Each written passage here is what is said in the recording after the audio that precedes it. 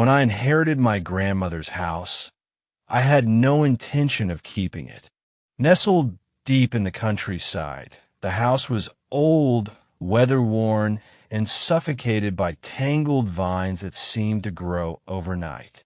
It was the kind of place where the walls creaked in protest against time, where the air carried the scent of damp earth and decay.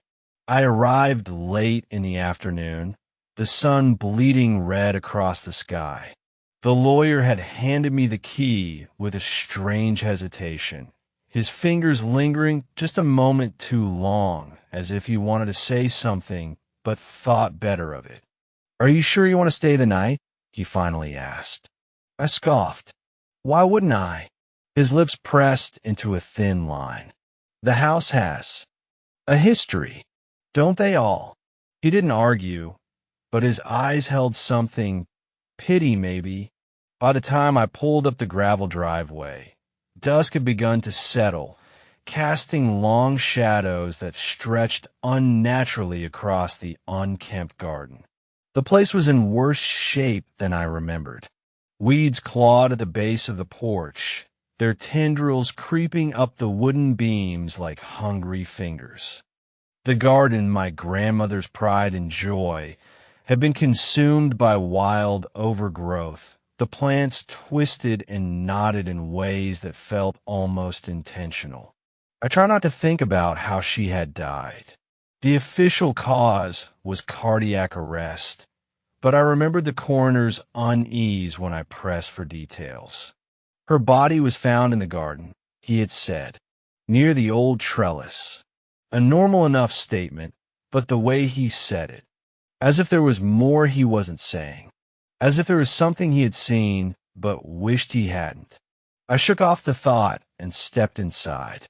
The house smelled of dust and something else, something faintly sweet, yet rotten beneath the surface. The scent of flowers left too long in stagnant water. I spent the first hour exploring, flicking on light switches that buzzed weakly before surrendering to the dim glow of ancient bulbs. The house was untouched since my grandmother's passing. Her knitting basket sat beside her armchair, a book still open on the side table, as if she had merely stepped out for a moment. But it was the garden that called to me. I found myself standing at the back door, staring out at the blackened trellis that loomed at the garden's center. The moon had risen, casting silver light over the tangled mess of plants. And yet some of them, they moved, not swaying in the breeze, not shifting with the wind, moving. I stepped outside. The night was silent, too silent. No crickets, no rustling leaves, only the sound of my own breath. I walked forward, my feet crunching on the overgrown path. The plants trembled as I passed, their leaves curling inward as if recoiling from my presence. I told myself it was just my imagination. Then I saw the first flower. It was unlike anything I'd ever seen. A deep, bruised purple, its petals stretched open as if in a scream. Thick, black sap dripped from its center, staining the soil beneath. I reached out, a foolish instinct. The moment my fingers brushed the petals, pain lanced up my arm, a sharp, biting cold, not like ice, but like the feeling of something dead pressing against living skin. I yanked my hand back, my heart hammering. The flower pulsed once, then stilled. That's when I saw the others. Flowers of every shape and color, but all wrong. Their stems twisted unnaturally, their leaves curled into jagged points. Some had petals like mouths, lined with delicate thorn-like teeth. Others seemed to breathe, their centers expanding and contracting in slow, rhythmic movements. And then there were the shapes, half hidden among the foliage, shifting in the darkness. Tall, thin, watching. I stumbled backward, my breath coming in short gasps. The garden path stretched too long behind me, as if the house had receded into the night. Then a whisper, soft as wind through the leaves. But it carried my name. I ran. The house was too far. How'd I walk this far? My legs ached, my vision swam. The whispering followed, rising, merging with the rustling of the plants. The garden was alive. I reached the porch, slamming into the door. The whispering surged, a chorus of rustling voices, and then silence. I turned. The garden was still. The flowers, the twisting vines, the hunched shapes in the dark, all motionless. But the path I had walked was gone, swallowed by the earth, as if it had never been there at all. And in its place, the flowers had bloomed. Deep purple, dripping black. Waiting. I locked the back door behind me, my hands trembling as I twisted the deadbolt. The silence in the house was thick, pressing against my ears like cotton. My heartbeat pounded against my ribs, an erratic rhythm that refused to slow. I had only been in the garden for minutes, no longer. The night had deepened beyond what I remembered, and an unnatural chill clung to my skin. I pulled my phone from my pocket, my fingers stiff from the cold. 1:37 a.m. I had gone outside around 10. I swallowed hard, forcing myself to take deep breaths. Maybe I'd gotten turned around. Maybe I had panicked and lost track of time. But that didn't explain the way the garden had changed, swallowing the path as if it had never been there. It didn't explain the whisper that had known my name. I turned on every light in the house, their dim, yellow glow failing to banish the uneasy shadows that stretched along the walls. The smell of something floral, rotting, sickly sweet, seemed stronger now. I checked my hands. There on my fingertips were traces of black sap. My stomach twisted. I had only brushed against the strange flower for a second, yet the sap clung to my skin like oil, refusing to wipe away. I scrubbed my hands raw in the kitchen sink, the water running black as the substance dissolved. By the time I finished, exhaustion had set in. I didn't want to sleep. Every instinct screamed at me to leave, to abandon the house and drive until sunrise. But something about the way the garden had watched me. I knew it wouldn't be that easy. I settled for barricading the back door with an old chair before retreating to the bedroom. The bed was stiff, the blankets brittle with age, but I didn't care. I lay there in the dark, listening. The house creaked. The wind howled outside, and underneath it all, something moved. A soft, rhythmic shifting, like roots digging deeper into the earth. I forced my eyes shut. I woke to the sound of tapping. Soft, insistent, right outside my window. I turned my head slowly, dread thick in my throat. The curtains were drawn, but a faint outline pressed against them. Tall, thin, motionless. I didn't breathe.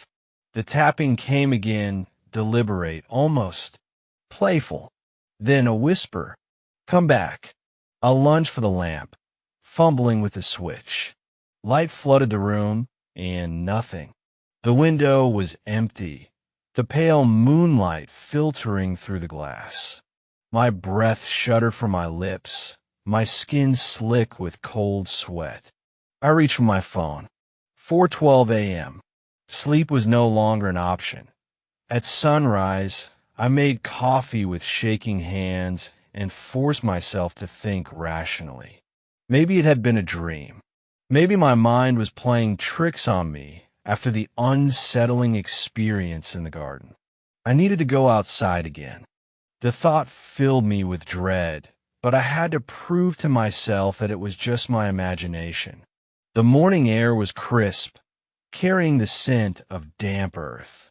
The garden lay still, bathed in golden light. And yet, it had grown. The wild plants were taller, thicker, their twisting vines creeping closer to the house. My stomach churned. I stepped off the porch cautiously, my boots crunching against the soil. The plants swayed slightly, not with the wind, but as if reacting to my presence. I knelt near the trellis, searching for the strange flower from the night before. It was gone, or rather it had spread.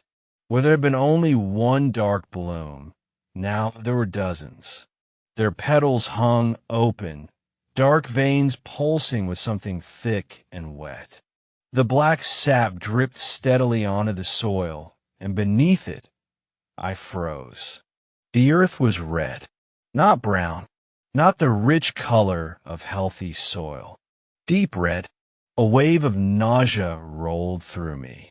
My eyes darted to the roots that snaked along the ground. They were thick, gnarled, and they pulsed. I scrambled backward, my hands sinking into the dirt. And that's when I saw it, a fragment of something pale, half buried in the roots.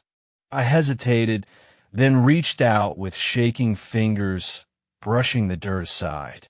Teeth, human teeth. I jerked away, horror clawing up my throat. The roots shifted slightly, as if disturbed by my touch. A low rustling filled the air, growing louder, surrounding me. I turned and ran. I spent the rest of the day inside, pacing the living room. I needed to leave, but some deep, awful part of me knew the garden wouldn't let me. I thought about the coroner's words. Her body was found in the garden, near the old trellis. I checked my grandmother's old journals, desperate for any explanation. Most of them contained simple gardening notes, but then I found something strange. A passage dated 3 months before she died. The roots are deeper than I thought. I tried pulling one up today, but the ground bled. I don't think I should disturb them anymore. I hear them whisper at night. They know I'm listening. My hands trembled as I turned the page. Something is growing beneath. I feel it moving, waiting. The flowers bloom when they feed, and they always find something to feed on. The last entry was barely legible, the handwriting frantic. I hear them call my name. A sudden knock at the door made me jump. 3 sharp raps, slow and deliberate. I hesitated. Another knock, louder this time. I crept toward the door, heart hammering. Through the peephole, I saw a figure standing on the porch. A woman. She was too pale, her skin stretched too tight over her bones. Her lips were black, cracked, and when she knocked again, her fingers left a smear of dark sap on the wood. I staggered back. Then she spoke. Her voice was dry, hollow. Come back to the garden. And I knew. She wasn't a stranger. She was my grandmother. I backed away from the door, my pulse thudding in my ears. This wasn't real. It couldn't be. My grandmother had died months ago. I had attended her funeral. I had watched as they lowered her casket into the ground. And yet, she was standing on my porch. Another knock. This time slower, deliberate, like she knew I was inside. I clamped a hand over my mouth to keep from making a sound. Through the peephole, I could see her clearly now, the same sunken face, the same frail frame wrapped in a moth-eaten cardigan I recognized from childhood. But something was wrong. Her lips barely moved as she whispered again. Come back to the garden. The words carried through the wood of the door, dry and brittle, like leaves scraping against pavement. My breath came in shallow gasps. I had to think. I had to get out of here. I stumbled back toward the kitchen, searching for my car keys. My hand hovered over them, but a sudden thought stopped me. Would the garden let me leave? I had tried to ignore it, tried to rationalize what was happening, but I couldn't shake the feeling that the house, the land itself, was aware of me. It had let me in. Would it let me out? The knocking stopped. Silence. I held my breath, waiting. Then a rustling noise, soft like wind moving through leaves. But the air outside was still. The sound wasn't coming from the trees. It was coming from inside, from the walls. A slow creak echoed through the house as something shifted. The floorboards beneath my feet felt different, like they weren't entirely solid anymore. The scent of decay thickened in the air. I forced myself to move, inching toward the back door. My hand shook as I unlatched the bolt and eased it open. The garden stretched before me, bathed in moonlight. And it had changed. Again, the wild overgrowth was taller than before, curling toward the house like grasping fingers. The dark flowers had spread, their petals glistening with thick, black sap. But the worst part, the trellis. The wood had split open, revealing a gaping hollow beneath it. Something moved inside. The darkness within pulsed, wet and alive. I took a step back while rising in my throat. Come back to the garden. The whisper came from behind me. I spun, my body colliding with the doorway. The house loomed around me, its walls breathing, shifting. The floral wallpaper had darkened, the patterns twisting into something unrecognizable. Writhing vines, tangled roots, faces. A wave of nausea hit me. The house wanted me to stay. I bolted. I don't remember how I got to the car, only that my hands were already on the wheel by the time I registered what I was doing. The keys trembled as I shoved them into the ignition. The engine roared to life. I gripped the wheel, my knuckles white. Then a sharp snap, like a branch breaking. Something was moving through the garden. Fast. I slammed my foot onto the gas. The tires screeched against the gravel as I tore down the driveway, my headlights cutting through the thick mist curling around the trees. The road stretched ahead, empty, silent. I didn't stop driving until I reached the nearest motel. The room smelled like stale cigarettes and cheap detergent, but I didn't care. I locked the door, shoved the chair under the handle, and collapsed onto the bed, my mind spinning. None of this made sense. I reached for my phone. I needed to call someone, anyone, who could tell me I wasn't losing my mind. But as I scrolled through my contacts, my stomach dropped. There, at the top of my call history, a missed call. No number, just a name.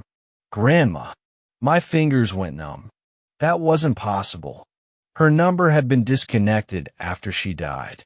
The voicemail notification blinked at me, waiting. I swallowed hard and pressed play. For a moment, there was only static. Then a whisper, dry, brittle. Come back to the garden. I didn't sleep. Morning came sluggishly, the gray sky outside the motel window offering no comfort. My body ached from exhaustion, but my mind was wired, frantic. I needed answers. I drove into town, heading straight for the historical archives. If there was something wrong with that house, with that land, I had to know.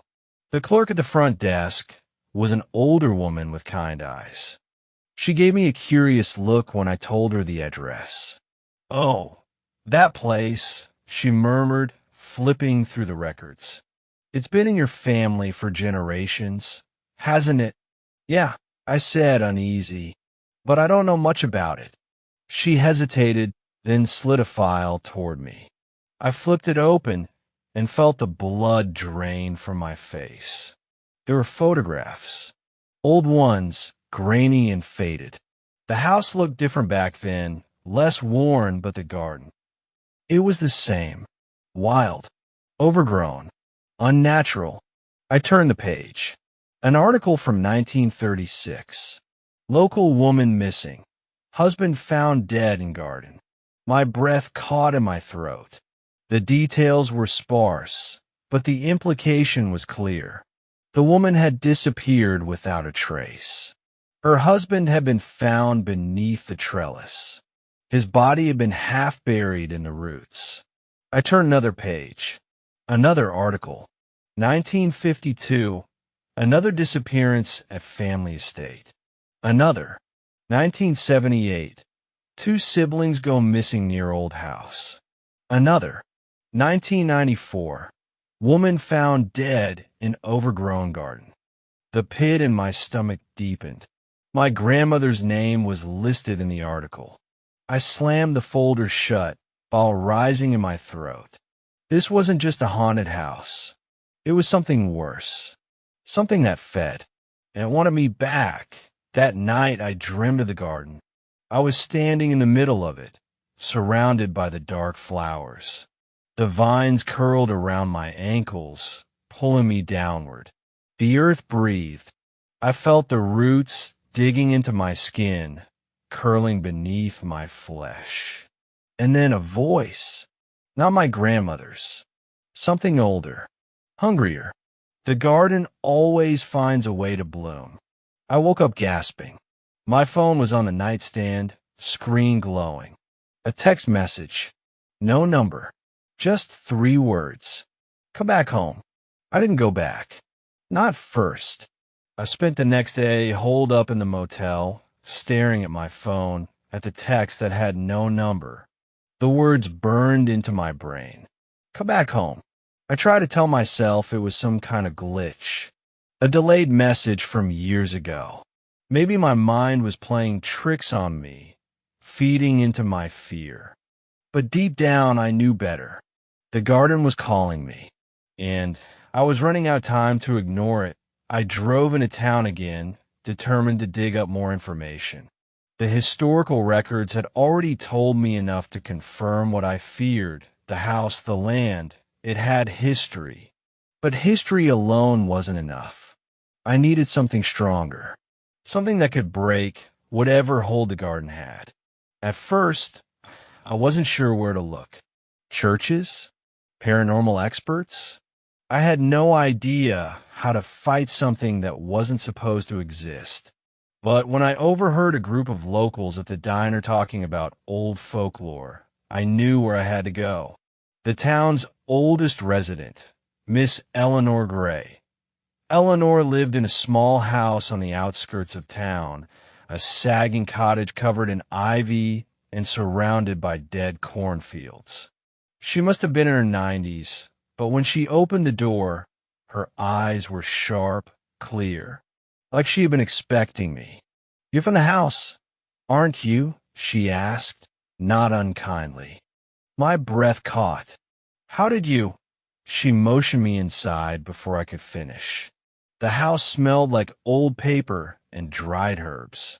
Every surface was covered in books, scraps of newspaper, and strange wooden carvings of faces with hollowed-out eyes.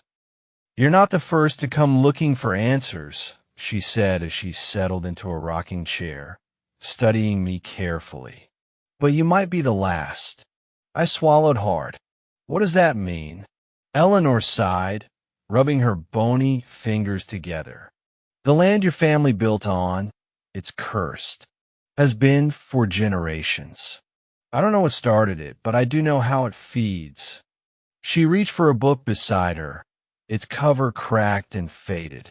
She flipped through brutal pages until she found what she was looking for. She turned the book toward me. My blood ran cold. It was an old sketch, rough but unmistakable. A garden, vines twisting through the soil, dark flowers blooming in unnatural patterns. And beneath it, a mass of tangled roots curling through the dirt like veins. No, not roots. Bodies. Human figures, their faces twisted in agony, their hands reaching up as if clawing for the surface. My stomach lurched. What? What is this? Eleanor's voice was quiet. The garden doesn't just grow in shadows. It grows from them. I couldn't breathe. My head spun as I struggled to process what she was saying. You're telling me, I said slowly, that the garden is alive. Eleanor shook her head. Not alive the way you and I are. It's something older. Something that was never meant to exist in this world. And it needs to feed.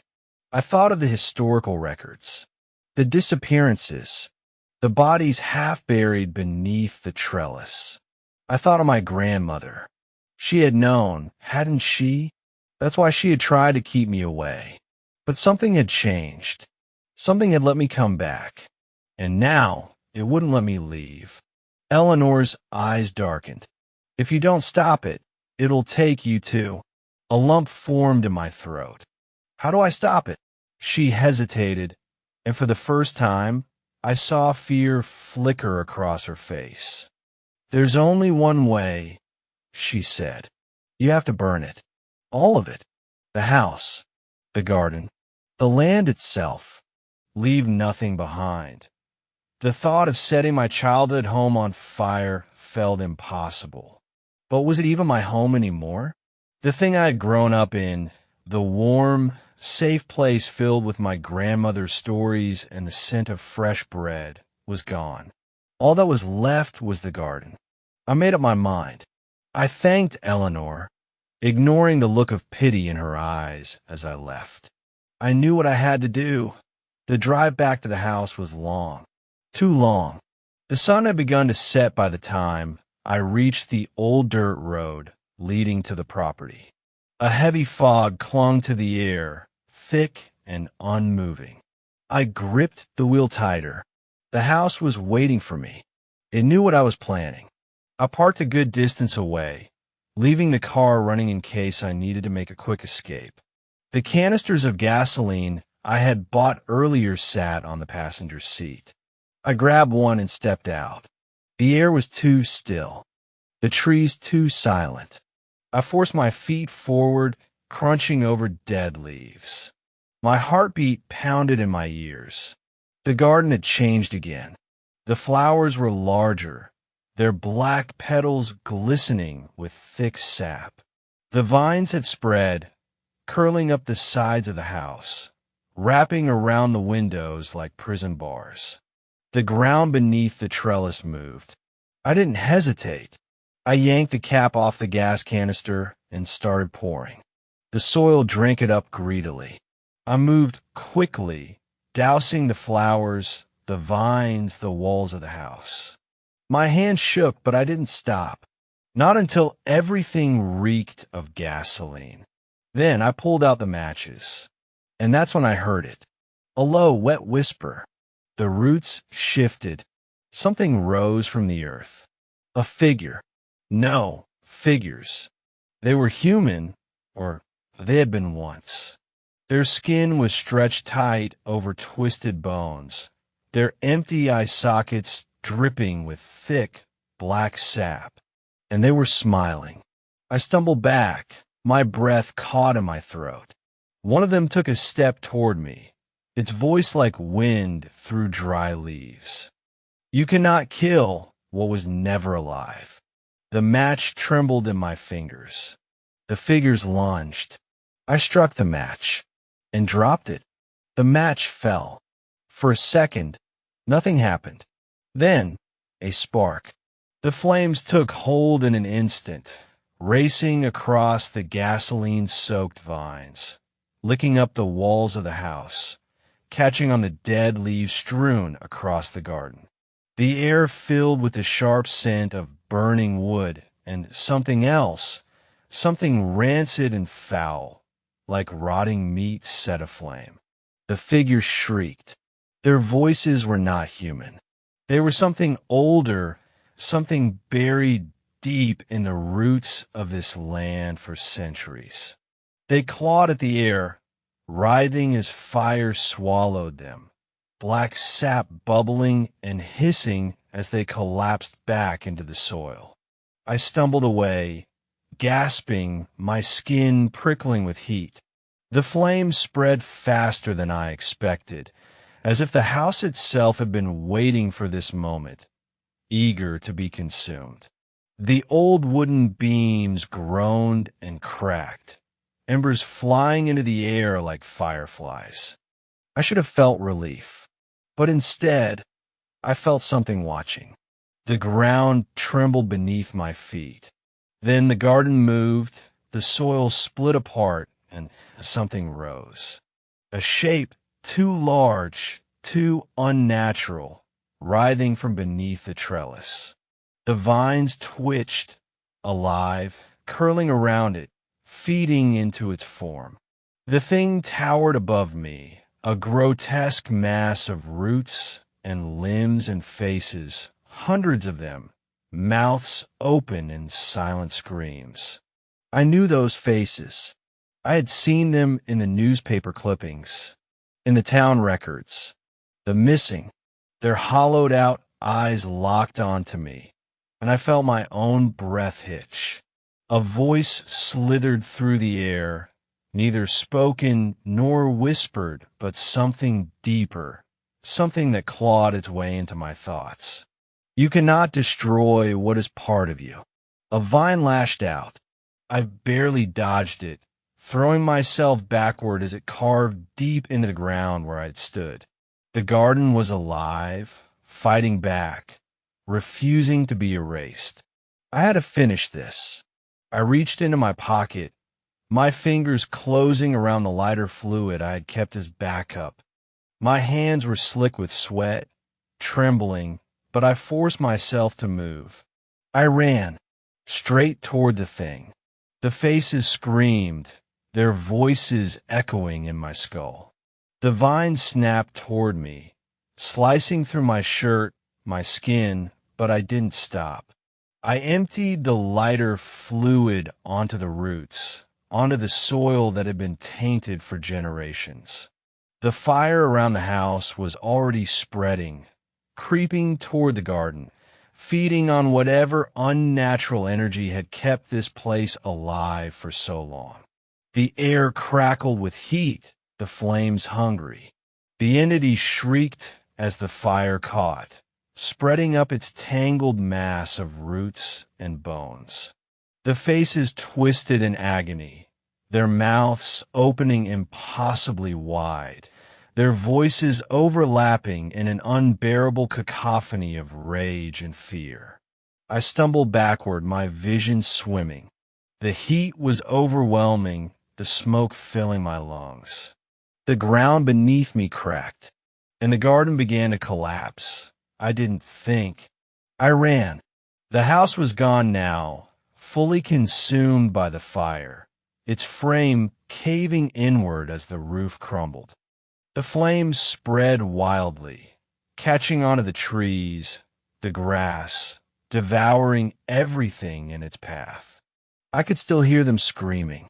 The thing in the garden thrashed, its form convulsing, dying or something close to it. The soil beneath it sank, pulling it down, dragging it back into the earth where it had come from. The faces, those horrible faces, began to vanish, swallowed by the burning roots, by the smoldering dirt. And then silence. The air felt empty, hollow, as if something vast and ancient had just ceased to exist. I didn't stop running. I didn't stop until I reached my car, flung the door open, and threw myself inside. The fire roared behind me, and I knew I could never come back. I drove for hours, not looking back, not stopping, not even thinking. My hands were raw, blistered. My clothes were torn, streaked with blood and soot. At some point, I must have checked into a motel. I don't remember doing it. I just remember waking up in a cheap, musty room, my head pounding, my body aching. For a moment, I thought it had all been a nightmare. But then I looked at my hands, at the raw burns on my palms, at the dirt still caked under my nails. And I knew it had been real. The house was gone. I checked the news later that day. The fire had spread across the property, reducing everything to ash. Authorities suspected an accident, a gas leak, maybe. No bodies were found. No evidence of anything unnatural. But I knew the truth. Days passed, then weeks. I moved to another state, changed my number, told myself I was safe. But some nights when I close my eyes, I still see them. The faces, the roots, the way the garden reached for me as it burned. I tell myself it's over, that the fire ended it. But sometimes when I wake up in the middle of the night, I can smell it. Not smoke, not fire, soil, damp, rotten, growing. And I wonder, did I really kill it? Or did I just set it free?